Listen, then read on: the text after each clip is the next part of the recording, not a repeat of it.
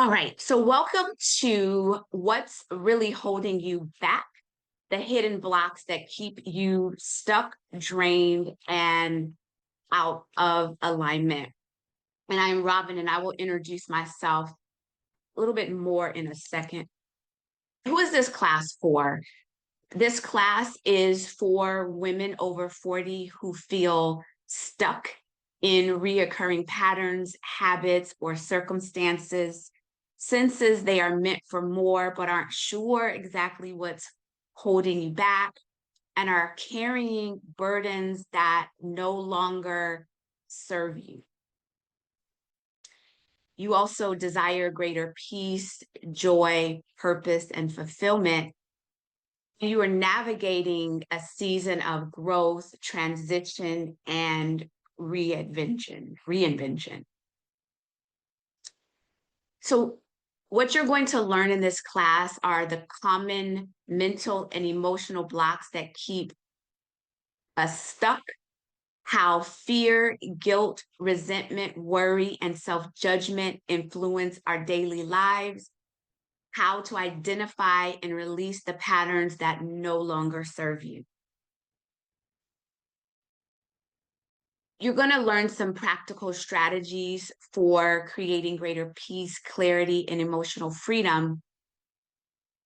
The first steps toward living in greater alignment with who you truly are. So you are going to be challenged to reflect, discover.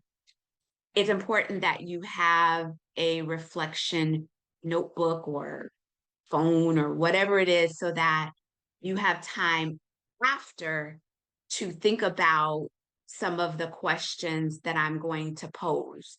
I'm not going to ask you to answer these questions. I just want to make sure that you have a chance to answer them for yourself. All right. And I'm Robin. I help women over 40 strengthen their health, protect their peace, and reconnect to who they're becoming in this chapter. Specifically, a lot of you all know me as a nutritionist. I am the founder of Necessary Nutrition Supplements and the Necessary Nutrition Academy. I am a mom, a wife, a new wife. I got married for the first time at 48. I'm 51. So there's always hope. And we have children. There are 20, 21, and 22. I'm also a speaker, teacher, and mentor. And I've had a lot of adventures, faced challenges as we all have, and I've done some pretty risky things. I am a student of human behavior, and I've always been very fascinated about why I and why we do what we do. And so for 30 years or more, I've really been a student of human behavior. I've learned a lot through study, through experience, and then some of this is divine guidance. It just comes through me. While you're here, I want to create awareness, give you a few tools, and then ask you to make a decision. I am going to send this out as a recording to you all because you're just going to want to listen to it again because there's things that are going to come up and you might want to refer to it again. So let's get into it. I want you to ask yourself, and this is a question, you're going to hear me say this question to you all the time because it is a very important question. What do you want for and from yourself?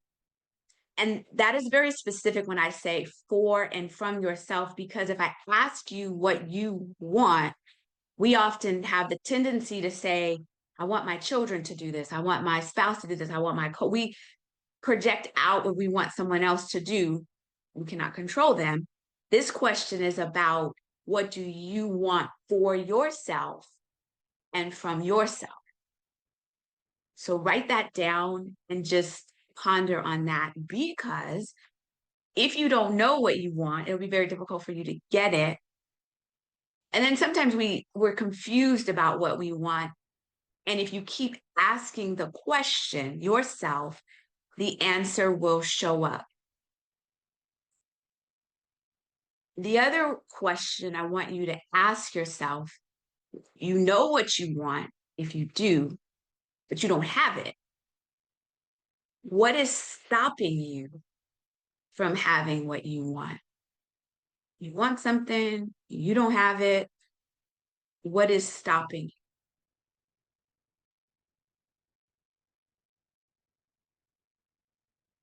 And then do you understand what is required in order for you to get what you want? And then are you willing to move toward it? This life is such a journey. And sometimes what we want, we think is too big. It's insurmountable. We don't know how to do it. And you don't have to know how. You just have to know that that's what you want. And you're willing to move toward it when the opportunity presents itself. I'm going to repeat this. You do not have to know how at this moment. The how will reveal itself once you've identified what it is that you want. The stars will begin to align over time to move you in that direction. Doing something big requires often a paradigm shift, which means that fundamentally, you got to change the way you think about something. And it's changing the mental framework, how we interpret things.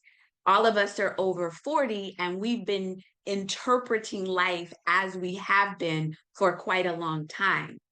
But I want you to keep an open mind to know that when you want something different, the thoughts and the things that you are doing now, if you don't have it, is part of what is in the way of you getting it. So a paradigm shift, changing, allowing yourself to change the way you interpret the world. And then welcome to those that popped on now.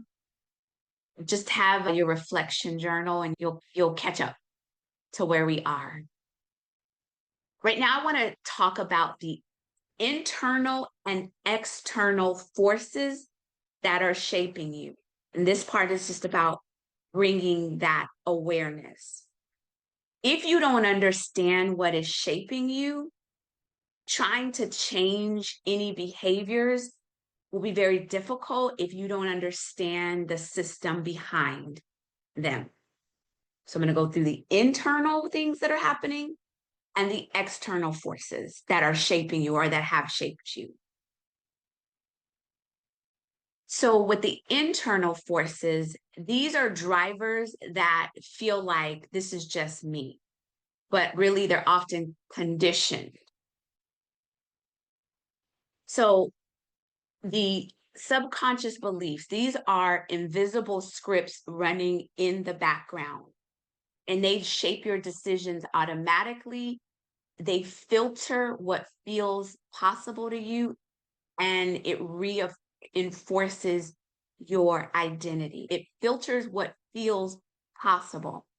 All things are possible. If you can come up with a thought or you feel like you want something and then you say, oh, I can't. Your subconscious is now just filtering out because you have a belief underneath or in your subconscious having you to believe that what you want doesn't feel possible, although it is.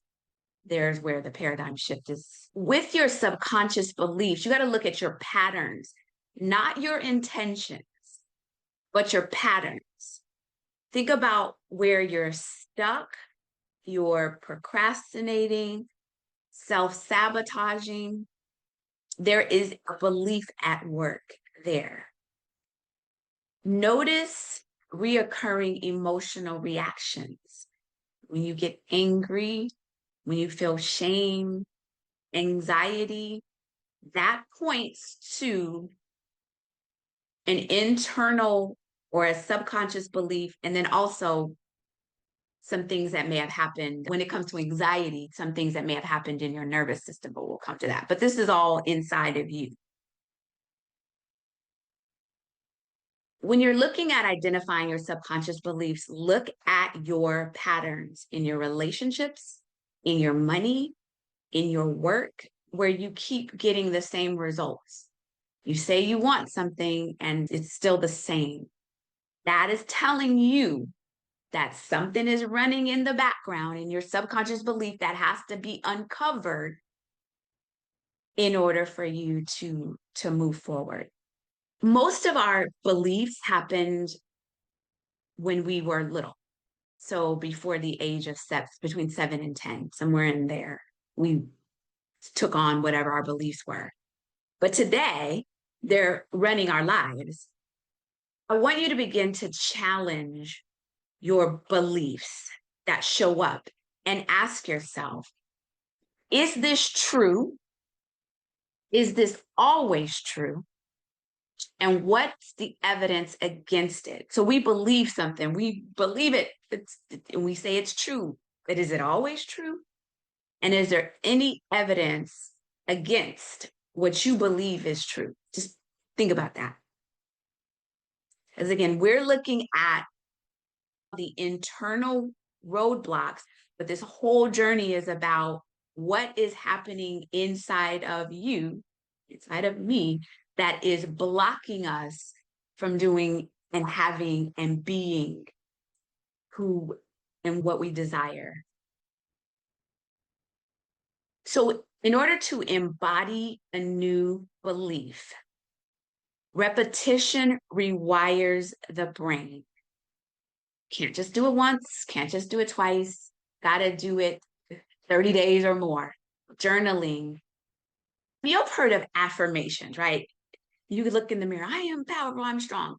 But you have to actually feel it. Not just recite it, but feel it. Whatever it is that the belief that you want to have, even if you don't quite, not there, you want to embody it and feel it and practice the thought. It's work, y'all. It's work. Act as if the new belief is true before you fully have it.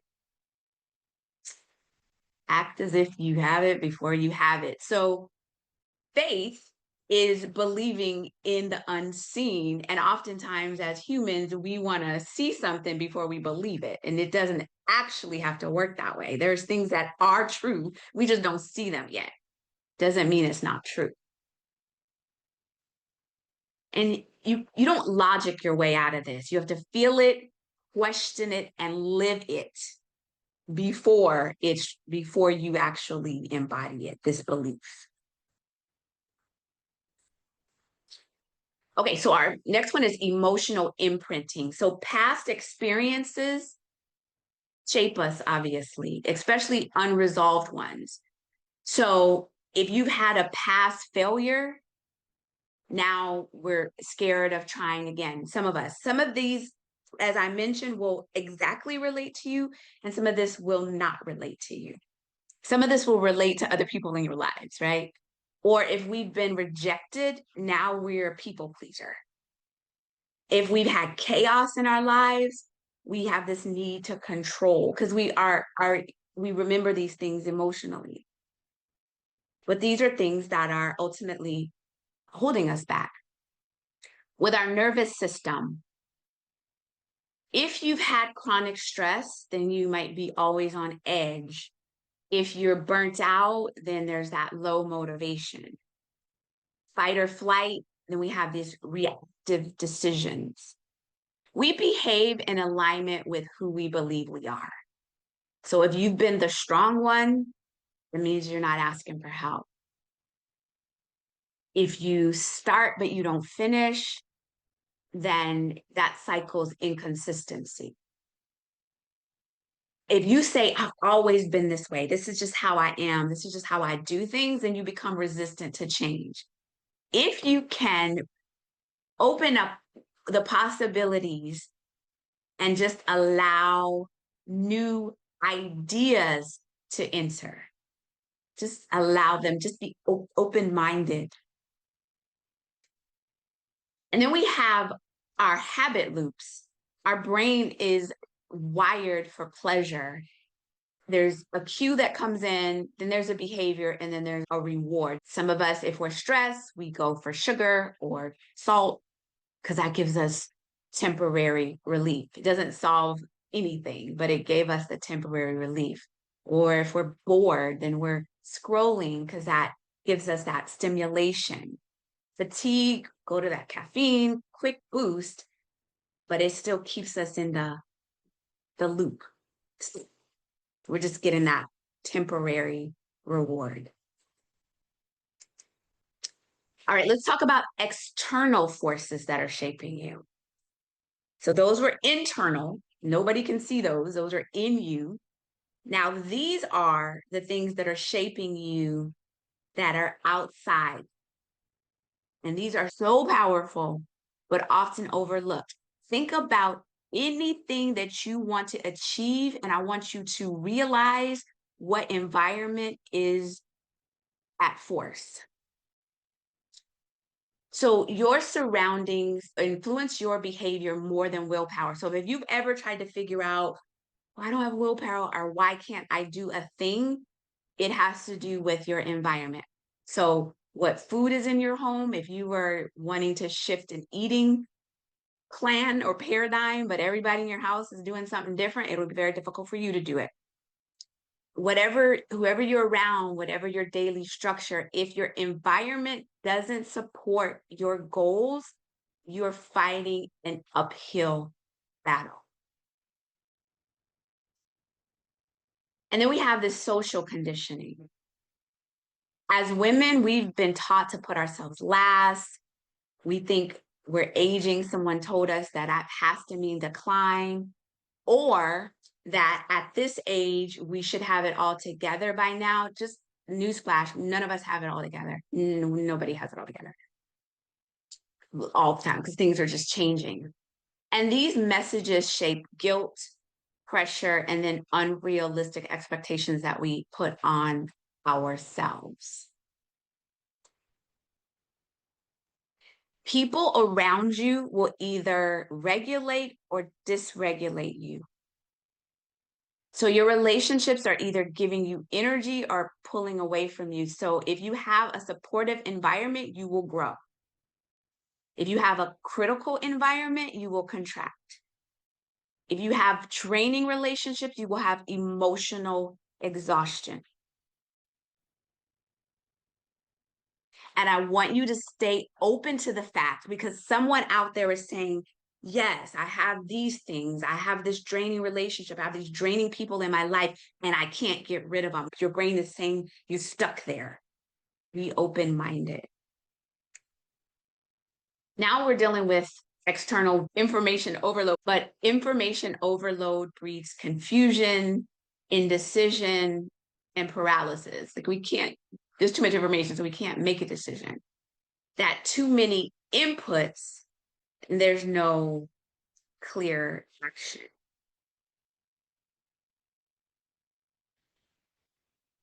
And then in this life stage for us, we are going through any number of these things. We're caregiving for someone, maybe our parents, our spouse, our kids. If we're still in the workforce, we have these career demands, and then our body is changing. We have perimenopause, menopause, after menopause, all of that. And that creates us being in survival mode, self-neglect, and then just being damn it tired. External forces. I want to inspire you to just consider being selfish as we go through this. Selfish, not in a negative connotation, but thinking about your needs unapologetically. I want to get it now into some mental and emotional blocks that keep us out of alignment. Fear. Fear is the number one. mental or emotional block that holds us back. Perceived threat, if it's real or imagined, it makes possibilities feel dangerous and familiar limitations feel safe. Fear is one of the deepest blockers because it distorts possibilities. And fear shows up as hesitation, overthinking, procrastination, needing certainty before moving, and staying in what's familiar, even though you know that it's not serving you, but it's familiar to you because we're scared to do something else. Fear convinces you that staying in the familiar is safer than growing. So whenever you come up against that, where you know you're somewhere that you are not your best self, ask yourself, what am I afraid of? Fear convinces you that staying in the familiar, in the stuck, is safer than growing. And fear sounds like, what if I fail? What if I'm rejected? What if I'm judged? People are going to judge you, though, by the way. People will judge you. People will like it. People won't like it. They're going to judge you. So just know that. What if I get hurt? What if I outgrow people? What if I succeed and I can't sustain it? Think about if fear is a part of your emotional mental block, what is that fear saying to you? And then is it fear that is blocking you from what you want?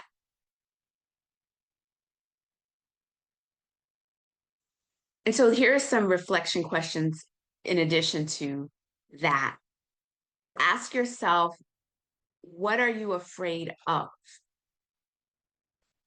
Really take some time.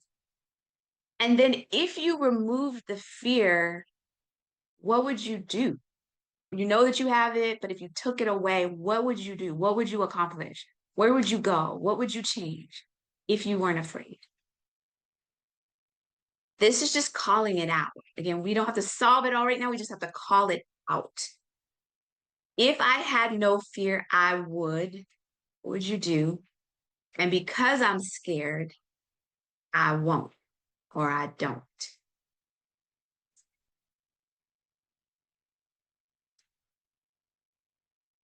And so, how do we get rid of fear? So, fear shrinks when you move with it, not when you wait for it to disappear. Fear is not going to go anywhere. It only goes when you approach it. You don't eliminate fear first. That doesn't work like that. If you're waiting not to be scared in order to do something, you're not going to not be scared. You expand your capacity in its presence. You move a little into the thing, meaning that when you identify the fear, not the surface excuse, but the real fear, you got to keep asking, what am I afraid of? Why? What do I think is going to happen? When you've identified the fear, you're going to take a small step in the direction of where you want to go, just to collect proof that you can handle it. You're not going to change everything. You're just doing one small thing and to see that, okay, I survived this. I did it and I made it. Just to know that you can handle it. One small thing. Worry is another mental or emotional block because we have unmanaged mental loops. So when we have worry, and we all do, here is the process. Ask yourself, is this a problem I can solve right now? So you're worried about your children, your husband, your family, your bills. Is this a problem I can solve right now? Can I solve this right now? Bring your attention back to what is real right now. Like, what is it that you actually can control? If it's possible to solve it, whatever you're worried about, then act, solve it. If you can't at that time, then you got to release it. Very difficult to do, but this is practice. I'm worried about my child driving around in the streets of California as a 21-year-old. I cannot solve that. I got to let go, let God, because I can't do anything about that. So I have to practice this release. And so I say to all of you, and I say to myself, may you have the calm to accept what you cannot change, the courage to change what you can, and the wisdom to know the difference. Ask yourself, can I do anything about this thing that I'm worried about? If you cannot, got to move it. If you can do something about it, then do something. Worry replaces trust with constant anticipation of problems. If you are a faith-filled person, that there is a higher power, and this is just a reminder that there is a plan that we cannot see. There are things that we don't see it. And again, when we don't have the faith, we've distorted and we're anticipating constant problems. The next one is resentment. And some of these, again, are going to hit you, and some of these are not going to hit you. Resentment is holding on to perceived injustice or unmet expectations. So you think somebody did something to you, or you have unmet expectations. And this is when it comes to resentment, that resentment is because boundaries were not set. You are angry at someone because they didn't do, or they did do, or you didn't tell them, or they didn't know. And now they're doing something because the boundaries weren't set. And by the way, we can reset some boundaries. We had some boundaries and now we've changed them. But resentment builds when boundaries weren't set, when we feel like someone's taking advantage of us. Are they taking advantage of us? Are they doing us wrong? Or did we not set expectations? That we didn't express our needs? Or we were people pleasing, giving too much, and then they didn't reciprocate. And now we're mad. Or there's pain that wasn't processed. So we're holding on to this resentment.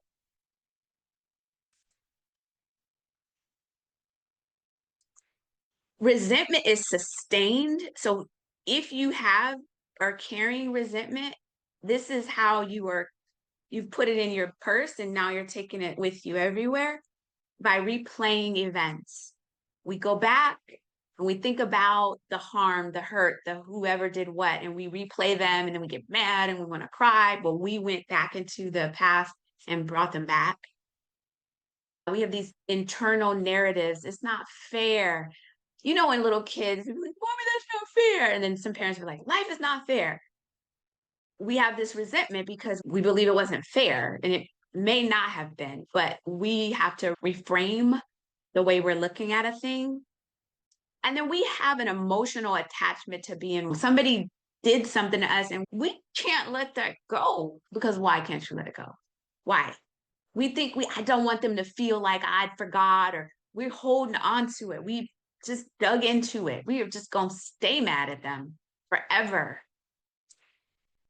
But they don't care if you're mad. Maybe they do, but it doesn't do to them what it's doing to you. It keeps attention anchored in the past and prevents emotional freedom. Whoever you're mad at or resentful toward, it's only harming you. They're living their life, but you holding on to the resentment is just keeping you in a space that is not serving you. So whoever you're mad at, it doesn't mean they didn't do what you said they did or they didn't wrong you. That is all, they've already done that. So holding on to it it's just not useful. Forgiveness frees you, not them. because this is about you. This is about you releasing your roadblocks and what's keeping you stuck. So every time you find yourself digging back into the bag of resentment, or you put resentment in your purse, take it out of your purse, put it right back on the table and walk away from it.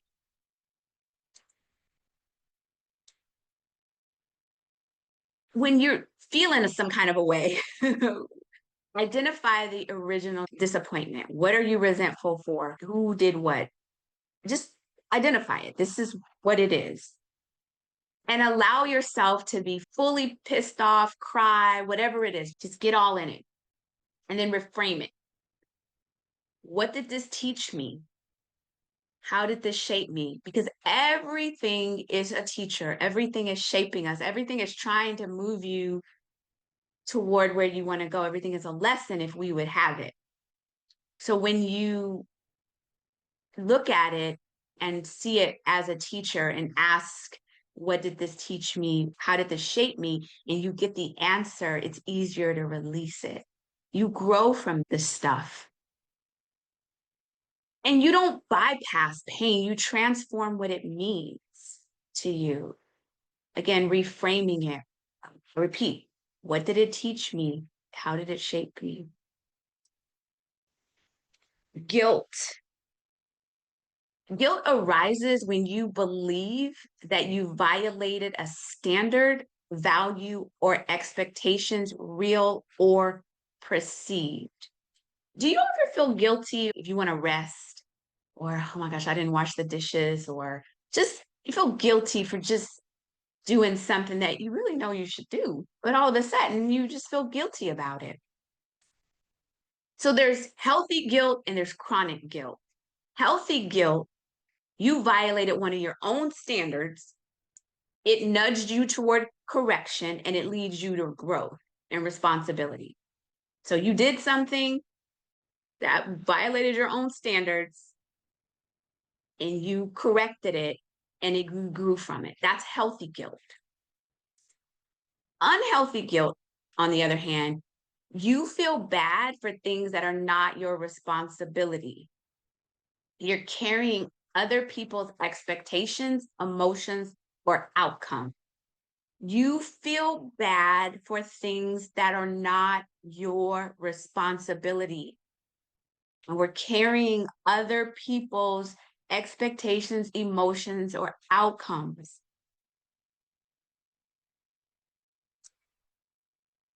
And this keeps you stuck and over responsible for things that are not of your making.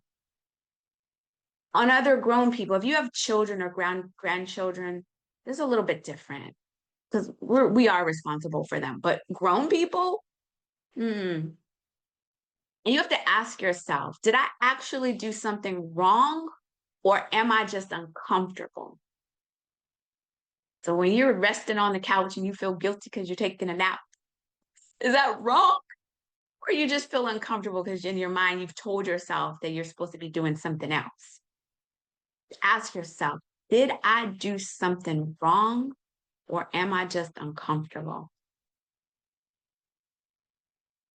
Releasing this guilt. Name it. What am I feeling guilty about? And ask yourself, is it mine to carry? That's a very, very powerful question. Is this mine to carry? And decide whether it's yours to carry. If it's yours to carry, if it is something you can correct, then correct it, learn, and release it. We're not carrying this guilt with us. We're going to correct it. You did something against your own values, your own standards. You learned from it. You moving on. But if it's not yours, then consciously give it back. Shame. So shame internalizes, it's an internalized emotional state which a person believes that something is fundamentally wrong or bad or unworthy about who they are. Not what they did, but who they are. They feel like they are just a bad person that's just unworthy. And it collapses us, our identity, and it makes us feel unsafe, undeserving, And this arises when we perceive that we violated a standard or a social norm or something moral, and we internalize the failure as a part of our identity. We carry the shame as if it is us. There are plenty of things that I've done in my past that there was guilt, but it wasn't shame because I realized, ooh, that wasn't good. But I learned from it and I didn't carry it as who I am. Guilt says I did something bad. Shame is I am bad. So releasing shame, this is a big one though. Identify the belief. What do I think is wrong with me? And then separate from it. This is something I learned. Whatever you did, it's not who you are. It's something you did. It's something you can learn from, but it's not who you are. And then tell the truth. The truth is such a powerful, scary place, but replace the distorted belief with truth. And take one visual action instead of hiding. Just be seen.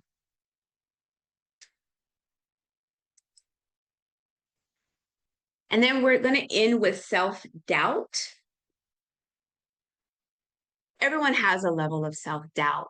And confidence is not built by thinking. It's built by doing. Everything is about doing an action, even if it's small, which will give us the confidence. As we move forward, I encourage you to act before you're ready. Keep commitments to yourself. I'm talking to myself right now because I need to do my exercise today. Track evidence of your capabilities. You can handle it. I say this all the time. You can do hard things. Self-trust is built through keeping promises to yourself because we're more likely to keep promises to other people, but not ourselves. And then there is a part 2 to this. I'm going to wrap this up because I've given you a lot to ponder on. There is a part 2. I'm going to tell you what happens in part 2, but we're not doing part 2. But in part 2, we talk about being a perfectionist, people pleasing. So these are other emotional and mental roadblocks. We talk about comparison, judgment, control, having the need to control everything, emotional avoidance, scarcity thinking that it's just not enough, and then dealing with unprocessed grief. These are a whole other set of emotional and mental blocks that hold us back. So I'm gonna stop right there, but I want to introduce you. Some of you all are familiar. So this was a part of a journey called Necessary Step.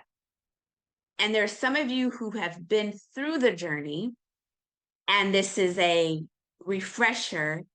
There are some of you that are members of the Necessary Nutrition Academy, and this is included in your membership. So I'm going to summarize what happens. And if you are a member already, this is available to you and we go through it. If you're not a member, I'm going to give you the opportunity to be a part of this. So let me summarize what happens. The Necessary Step is a guided personal development journey designed to connect you with peace, joy, purpose, and inner alignment. It's a transformative program that is organized into 5 modules, each exploring a core aspect of your growth. The first one is the truth of who you really are. The second one is connecting to spirit. The third is understanding your power and owning it. The fourth one is releasing your limits and roadblocks. And then the fifth module is walking in your assignment. The next cohort for Necessary Step starts July, so this month, and it goes through November. We meet twice a month for 1 hour. I'm very particular about the time. So we're 1 hour. We meet twice a month. And in between that time, you are doing your work. But this cohort will last through November. If you, as I mentioned before, if you are already a member, this is included. This is our newest benefit that we introduced this year. There's nothing else you have to do. When you get the invitation, just say yes, and you will be included. If you're not a member, I just want to talk to you a little bit about what happens in our community. Jeanette, you're on the screen. Did you see yourself? There you are. So the Necessary Nutrition Academy is a guided community for women over 40 who are growing, evolving, investing in themselves, and intentionally becoming better stewards of their health, peace, and purpose. I have a special invitation for those of you that are not members. It is really a special invitation, so I want you to hear this. But let me tell you what happens inside of the community. It's called Necessary Nutrition Academy. So obviously there is a nutrition component to it. But inside of the membership is the Necessary Step journey. Also in the membership, we have nutrition tools and health support. We have our monthly guided 10-day mind and body reset. So for 10 days, we flood our minds and our bodies with the foods and the habits that serve us. Every month we do it. Everything that I'm going to mention to you as a member, you don't have to do everything. Do what works for you. This is just what's available to you. We also have a metabolic health cohort, a dedicated support group for women working toward improving blood sugar, blood pressure, cholesterol, insulin, weight, and overall metabolic health. So if that is something that is needed for you, that within inside of the membership, we have a group that's what we work on. We have our monthly community day where once a month we gather and we have different topics that we discuss. And normally it's the first Saturday of the month, but this month there's a holiday, so we're moving it to the 11th. This month we're talking about therapy. We're talking about, is it helpful? Who's had therapy? What are your thoughts, pros and cons? We have different topics every month. We also have expert-led classes. So we bring in experts that share powerful classes with us. I'm just going to go through a few. We've had Mariah, she was talking about alternatives to hormone replacement therapy. We've had Deborah helping us with exercise for us as women over 40 and beyond. Dr. B talked about cholesterol, things that you probably don't know about your cholesterol and what your doctors are not telling you. We had Dr. T, actually, talking about holistic dentistry and our oral health. All of these experts come in and talk to us, things that are relatable to us at this age. We also have exclusive membership perks and special offers.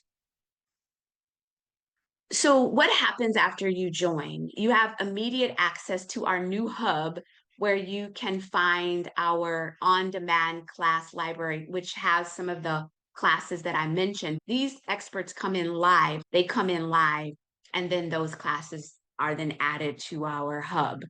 You will have nutrition guides and meal plans. I'm going to teach you how to use AI if you want to play with that. If you don't have to, but some of the prompts, I just released some new prompts that are awesome. Once you join, you're going to fill out a questionnaire, and I want you to add the new member orientation to your calendar as a new member, because I want you to make sure you know what is going on. And if you are an existing member, you can always come to the orientation if you just need a refresher of what's going on.